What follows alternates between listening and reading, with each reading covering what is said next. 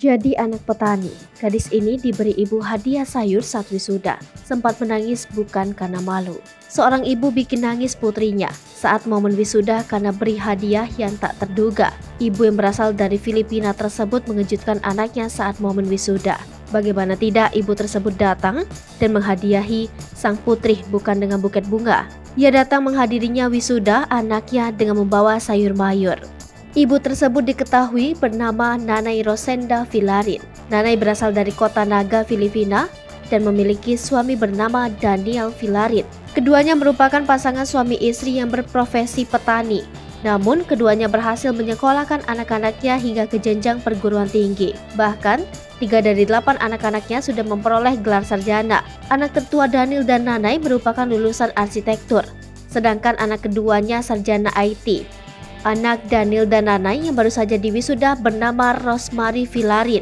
Momen wisuda Rosemary pun mencuri perhatian karena sang ibu memberinya hadiah sayur mayur. Usut punya usut, Nanay terpaksa memberinya sayur karena tak mampu membeli buket bunga. Saat sang ibu memberinya hadiah tersebut, Rosemary lantas langsung menangis. Bukan karena malu, Rosemary menangis karena mengingat perjuangan orang tuanya untuk membiayainya sekolah. Nanay mengatakan ia sengaja membawa sayur mayur sebagai lambang dari mata pencahariannya. Ia pun mengaku senang karena bisa membesarkan anak-anaknya dengan baik. Sang anak yakni Rosemary pun berhasil lulus dengan nilai tinggi. Ia lulus dengan nilai cum laude dengan gelar sarjana pendidikan dasar.